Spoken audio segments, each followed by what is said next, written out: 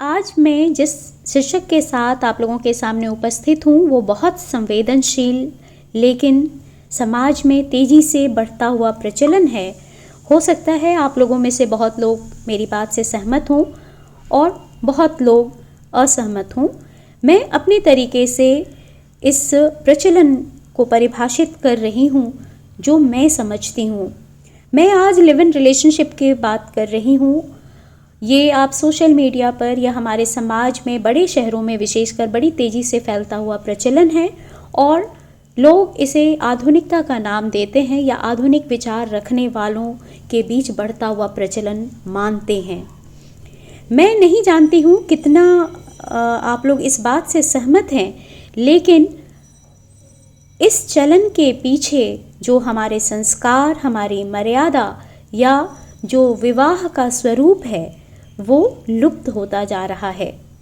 विवाह संस्कार की आवश्यकता ही इसीलिए बनाई गई थी जिसमें आप एक मर्यादा के तहत एक दूसरे का सम्मान करते हुए एक अच्छे चरित्र में अपने जो इस जीवन का लक्ष्य है उसको प्राप्त कर सकें।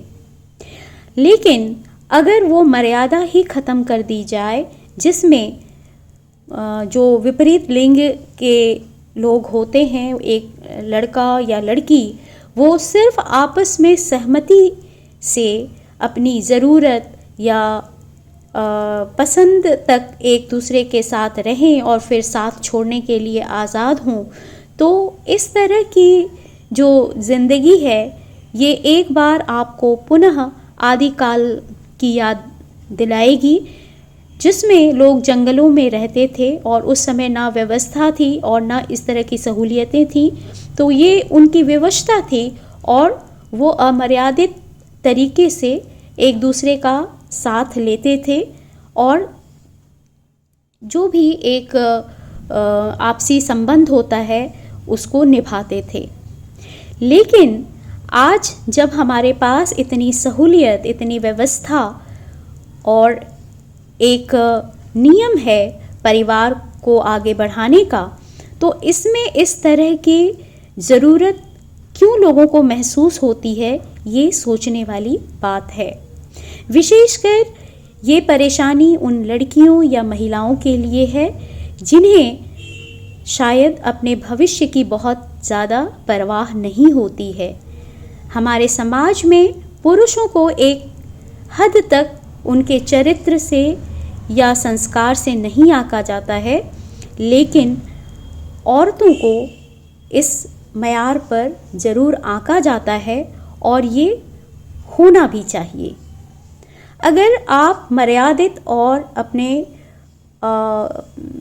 चरित्र का ख्याल रखते हैं तो इसमें फिर इस तरह की जो व्यवस्था है वो आपको रास नहीं आएगी। इस व्यवस्था के अंदर औरतों का उपयोग एक शो पीस की तरह, एक वस्तु की तरह की जाती है जिसको महज जब तक वो पसंद आती है तब तक रखी जाती है और इसके बाद वो घर से बाहर हटा दी जाती है, फेंक दी जाती है। ये ज़्यादा महिलाओं के सोचने का विषय है और विचार करना चाहिए कि इस रास्ते पर जाने से उनकी मंजिल उन्हें मिलती है या सिर्फ वो भटकाव है। ज़िंदगी के सफ़र में आधुनिकता के नाम पर बहुत सारी चीज़ें हमारे समाज में घटित हो रही हैं और बहुत बार ये घटनाएं उनके माता पिता को भी मालूम नहीं होता है और जब इस तरह की घटनाएं दुर्घटना में बदल जाती है तब मात्र वो अफसोस करने के और कुछ नहीं कर सकते हैं।